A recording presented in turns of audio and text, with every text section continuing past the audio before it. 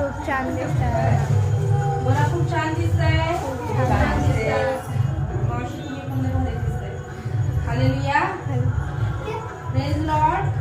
तर वचन वाचूया मत्ती 7 मध्ये. इकडे बघा त्याला खेळू दे, त्याच्याकडे नका लक्ष देऊ. हा, तो आपला खेळतो एकटा, त्याच्यावर नका लक्ष देऊ. मत्ती 7 मध्ये 13 वचन. हालेलुया. इकडे बघा मत्ती 7 मध्ये 13 वचन की साकेत फाटक से प्रवेश करो क्योंकि चौड़ा है वह फाटक और सरल है वह मार्ग जो विनाश को पहुंचता है और बहुत बहुत से जो उससे प्रवेश करते हैं, परंतु साकेत है वह फाटक और कठिन है वह मार्ग जो जीवन की पहुंचता है और थोड़े से है जो उनमें से पहुंचते हैं. परमेश्वर कहता है इस वचन के द्वारा कि एक छोटा सा मार्ग है और एक बड़ा मार्ग है और वो सरल है. क्या है? सरल मार्ग है. एक छोटा सा मार्ग है, एक मोठा मार्ग है. एक छोटा रास्ता है, एक मोठा मार्ग है. पण छोटा सा मार्ग आहे ना, खूप आडेतोडे, खूप अडचणी आहेत, खूप संकट आहेत, खूप डोंगरा एवढे प्रॉब्लेम आहेत. पण देवाचं वचन काय सांगतं माहितीये? थोडीशी लोक त्याच्यामध्ये प्रवेश करतात आणि भरपूर लोक लवकर पैसे भेटायला पाहिजे, लवकर घर भेटायला पाहिजे, लवकर सगळं व्हायला पाहिजे. मग ते काय करतात? मोठ्या मार्गातून निघतात. आता रिपोर्ट आला कॅन्सर आहे, लवकर ऑपरेशन करा आणि चांगली घ्या. पण ते विश्वास नाही करत. त्या कठीण मार्गावरून त्या नाही जात ती लोक. म्हणजे आता मला आशीर्वाद पाहिजे, आता मला हे पाहिजे, आता मला ते पाहिजे. कठीण मार्गावर जीवनाचा रास्ता आहे, परमेश्वराच्या स्वर्गाचा रस्ता आहे. हालेलुया. जो कठीण मार्ग, देवाचं वचन सांगते की ज्यांच्या जीवनामध्ये जास्त कठीण प्रसंग येतात ना, परमेश्वर त्यांना निवडलेला असते. हालेलुया. ज्यांच्या जीवनात प्रॉब्लेमच नाही ना, त्यांच्या जीवनात येशू पण नाहीये. हालेलुया. प्रभू अशा लोकांना निवडतो आणि मजबूत करतो की त्यांना पुढे जाऊन ते एक साक्ष बनणार, परमेश्वराची गवाही देणार, प्रभूसाठी ते कार्य करणार. म्हणून परमेश्वर काही गोष्टी आपल्या जीवनामध्ये टाकत असतो. हालेलुया. परमेश्वराचं वचन समजून घेण्यासाठी आपल्याला काय करायला लागेल? हालेलुया.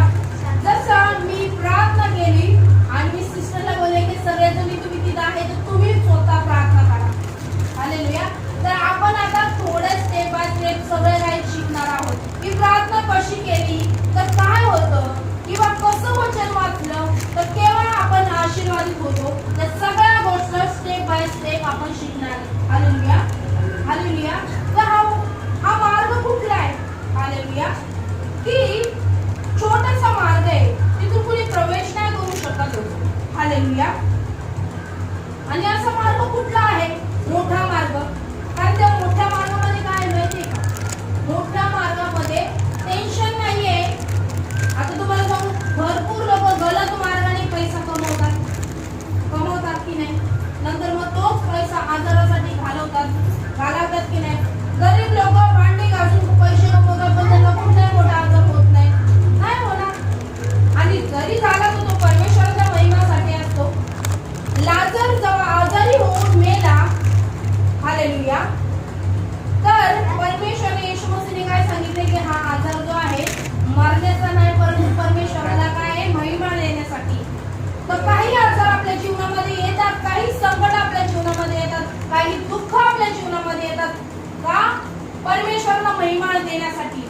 परमेश्वर कोण हे तुम्हाला कळण्यासाठी, परमेश्वर कसं कार्य करतो ते तुम्हाला कळण्यासाठी, परमेश्वर कसं तुमच्यावर प्रेम करतो ते तुम्हाला करण्यासाठी, परमेश्वर कशा तुमच्या घरामध्ये शांती आणू शकतो ते तुम्हाला कळण्यासाठी. आणि त्याच्याजवळ तुम्ही जाणार तर आशीर्वादितच होणार. हालेलुया. तर देवाचं वचन सांगते की स्तोत्रामध्ये लिहिले 141 मध्ये. हालेलुया. हालेलुया. त्याच्यामध्ये लिहिले, मी हिंदीमध्ये वाचते, 41 मध्ये दुसरं वचन कि मेरी प्रार्थना तेरे सामने सुगंधित धूप और मेरा हाथ फैलाना संध्या का अन्न बलि ठहरा है। हालेलुया। परमेश्वर कहता है, हालेलुया, इकडे बघा, परमेश्वर कहता है कि मेरी प्रार्थना क्या है? सुगंधित धूप है। हालेलुया। क्या है? सुगंधित धूप है। मेरा हाथ फैलाना संध्या के समय में वो एक अच्छा बलिदान है। हालेलुया। तुम्हारी प्रार्थना एक सुगंधित धूप के जैसे, हालेलुया, जैसे अगर एक सुगंधित अगरबत्ती हम घर में लगाते तो उसका सुगंध हर जगह वो महसूस होता है। हालेलुया। और वो सुगंध के द्वारा घर झूम उठता है। हालेलुया। वैसे ही तुम्हारी प्रार्थना होना चाहिए। हालेलुया। कैसी प्रार्थना होना चाहिए? एक द्रव्य, उसमें से खुशबू ही निकलना चाहिए, त्याच्यातून सुगंधच यायला पाहिजे तुमच्या प्रार्थनेमध्ये। म्हणून देव काय बोलतो माहितीये का? जे तुझे दुश्मन आहे ना त्यांना तू क्षमा कर, आणि जे लोक सतावतात ना त्यांच्यासाठी माफ कर, त्यांच्यासाठी प्रार्थना कर। हालेलुया। जे तुझे दुश्मन आहे त्यांना काय कर? क्षमा कर, आणि जे तुला सतावतात, जे तुला त्रास देतात त्यांच्यासाठी काय कर? तू आजपासून प्रार्थना कर, म्हणजे मी तुझ्या जीवनामध्ये काम कर। हालेलुया। मी तुझ्या, जेव्हा आम्ही क्षमा करतो, हालेलुया, जेव्हा आम्ही क्षमा करायला सुरुवात करतो तर परमेश्वर काय करतो माहितीये का? आपल्या जीवनामध्ये अद्भुत गोष्टी करायला सुरुवात करतो। त्याची शांती आपल्या घरामध्ये येते, त्याची शांती आपल्या जीवनामध्ये येते, त्याची शांती आपल्या मनामध्ये येते। हालेलुया। बघा, शांती देवाच्या वचनामुळेच येते। तुम्ही जा, पैसे द्या, दुकानात भेटते का शांती? मेडिकल मध्ये भेटेल का? किराणा स्टोर मध्ये, मॉल मध्ये भेटेल का? कुठेही भेटणार नाही। ती शांती केवळ देवाच्या वचनातूनच भेटते। हालेलुया। वो परमेश्वर के वचन के द्वारा ही तुम्हें शांति मिलेगी। और कब मिलेगी?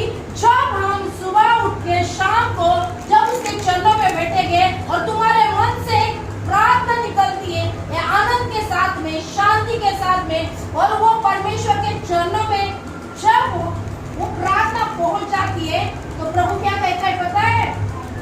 पहला नंबर और हमें क्या करना है? लोगों को क्षमा करना है। दूसरा क्या है? उनके लिए प्रार्थना भी करना है। और तीसरा क्या करना है? हम परमेश्वर के चरणों में बैठेंगे तो प्रभु क्या करता है पता है?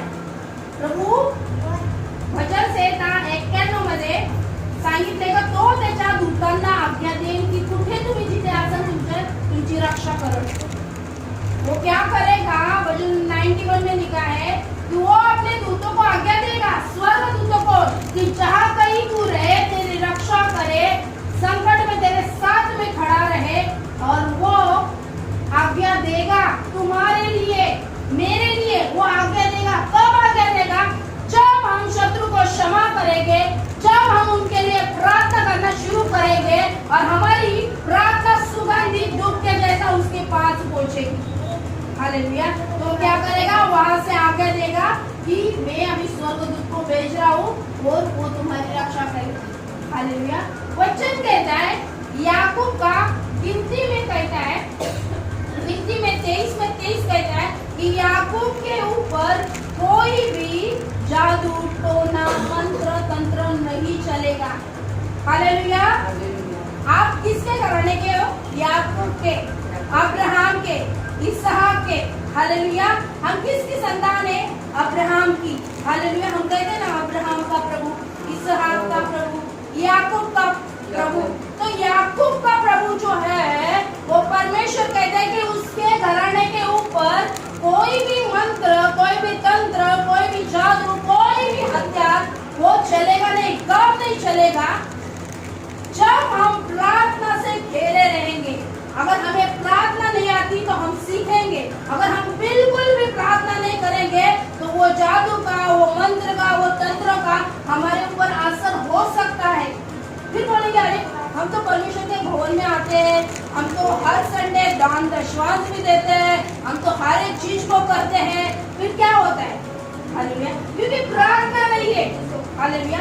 अगर हमारे जीवन में प्रार्थना आती है, हम समय पे प्रार्थना करते हैं, सुबह उठ के प्रार्थना करते हैं, दोपहर को प्रार्थना करते हैं, हम चलते चलते प्रार्थना करते हैं, हम बर्तन घसते हुए प्रार्थना करते हैं, हम रोटी बनाते हुए प्रार्थना करते हैं, तो क्या होता है कि वो दूतों को आज्ञा देगा, और वो जब आज्ञा देगा और स्वर्गदूत अगर आपके साथ में रहेंगे, उसकी जादूटोना चल सकता है क्या? किसी का मंत्र चल सकता है क्या? क्योंकि वो दूत जो रहते हैं, स्वर्गदूत ऐसे खाली हाथ नहीं रहते। देखो कोई वीआईपी लोग होते हैं, तो वीआईपी के साथ में जो बॉडीगार्ड होते हैं ना, तो ऐसे खाली हाथ आते हैं क्या बॉडीगार्ड? उनके हाथ में बंदूक होती है, राइफल होती है, गन होती है, नहीं तो लाठी तो होगी। क्यों? क्योंकि वो रक्षक बनकर आए हैं, उस व्यक्ति का, उस वीआईपी का रक्षक बन के आए। तो सोचो, स्वर्गदूत जब आपके लिए उतरेंगे, जब परमेश्वर आपके लिए आज्ञा देगा, तो वो खाली हाथ आएंगे क्या? वो अग्नि से भर के आएंगे, वो अग्नि की तलवार लेके आएंगे, वो ऐसे अस्त्र शस्त्र लेके आएंगे, आपके साथ में खड़े रहेंगे। कोई मंत्र, कोई तंत्र चलेगा आपके ऊपर? नहीं। प्रभु का वचन कहता है यशाया का 54 में 17 वचन कि ऐसे कोई हथियार बना नहीं जो तुम पर सफल होए, जादू हो, टोना हो, मंत्र हो, तंत्र हो, वो सफल नहीं होएगा। क्यों नहीं होएगा? क्योंकि तुम तो प्रार्थना कर रहे हो, तुम तो परमेश्वर के पास बैठे हो, तुम तो लोगों को क्षमा कर रहे हो, लोगों के लिए प्रार्थना कर रहे हो दिन रात। हालेलुया। और आपके लिए क्या करेगा परमेश्वर? वो दूतों को आज्ञा देगा आपके ऊपर, और कोई भी शस्त्र नहीं करेगा, वार ही नहीं करेगा, वो सारी चीजें कैंसल होएगा। और उसके बाद क्या हो जाएगा? प्रभु आपको छोड़ेगा नहीं। हालेलुया। दूसरी बात क्या है? वो आपको छोड़ेगा नहीं। यशाया में कहा है, यशाया की किताब निकालेंगे हम लोग। हालेलुया। हम 7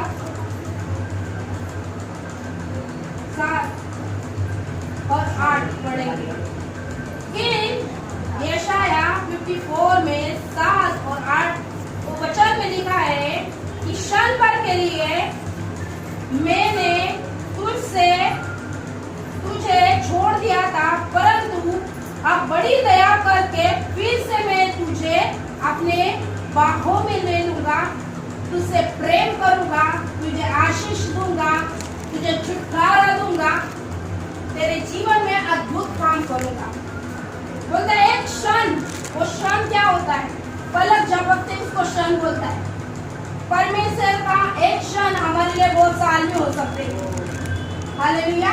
प्रभु का एक क्षण हमारे लिए बहुत साल, हम बहुत सालों से अगर बीमार रहेंगे, तो प्रभु आज आपको कहते हैं कि एक क्षण मेरे के लिए, मैंने क्रोध में आके तुझे छोड़ दिया था, तुझसे क्रोध किया था, लेकिन आप क्या करेगा? आपके वचन में कि क्रोध में आके मैंने तुझे पल भर के लिए छोड़ दिया था, तेरे से मुंह छुपा के रखा था, परंतु आप बड़ी दया करके, तेरे छुड़ाने वाला यहोवा कहते हैं कि बड़ी अनंत दया करके फिर से मैं तुझे रख लूंगा, फिर से मैं तुझे आशीष दूंगा, फिर से मैं तुझे छुटकारा दूंगा, फिर से मैं तुझे चंगाई देगा, और तू कहलाएगी कि तू इस्राएल की घराने की है, तू याकूब के घराने की है, तू इसहाक के घराने की है, तू अब्राहम के घराने की है। फिर से मैं तुझे प्रेम करूंगा, फिर से मैं तुझे शांति दूंगा, फिर से मैं तेरा क्या करूंगा? छुटकारा करूंगा। ये सारी बातें कब होगी? जब हम उसके चरणों में बैठेंगे और हम प्रार्थना करना शुरू करेंगे, शत्रु को क्षमा करना शुरू करेंगे, शत्रु के लिए हम प्रार्थना करना शुरू करेंगे और उनसे प्रेम करना शुरू करेंगे, तब परमेश्वर अद्भुत काम करेगा। हालेलुया। अभी आप कहोगे इसी तरह हमें को 7 सालों से हम सताए आ रहे, अभी उनसे क्षमा तो हमने किया, लेकिन प्रेम करने को मत बोलो, क्योंकि वो बहुत तकलीफ वाली बात है। उनको देख के मेरा आंसू निकल जाते हैं, मुझे तकलीफ होता है, उन्होंने कितना सताया, उनसे प्रेम करना आप बोल रहे। आपको पता है यीशु मसीह को भी सताया गया। हालेलुया। उसको भी मारा, उसका खून बाहर गिर रहा था, उसके मांस के टुकड़े टुकड़े थे, लेकिन वो लास्ट में उसने ये कहा कि प्रभु इन्हें क्षमा कर दो, ये लोग नहीं जानते ये लोग क्या कर रहे हैं, लेकिन तू क्षमा करो। वैसे हमें प्रभु यीशु के बात पे ध्यान देना है और हमें सीखना है शत्रु के ऊपर प्रेम करने के लिए। और हम सीखेंगे ये हफ्ते, ये पूरा हफ्ता हम सीखेंगे शत्रु के ऊपर प्रेम करेंगे। हालेलुया। वो भले कितना ही सताए हम प्रेम करेंगे। हालेलुया। वो कितना भी तकलीफ दे हम प्रेम करेंगे। हालेलुया। हम प्रार्थना करेंगे, उनको क्षमा करेंगे और हम रिजल्ट को देखेंगे। हालेलुया। हम क्या देखेंगे? रिजल्ट को देखेंगे। कितने के जीवन में ये काम होगा। हालेलुया बोलो, जोर से बोलो हालेलुया, हालेलुया, हालेलुया। क्योंकि परमेश्वर अद्भुत काम करता है। हालेलुया। आइए हम आंखों को बंद करेंगे और हम प्रार्थना में जाएंगे कि प्रभु जैसा होगा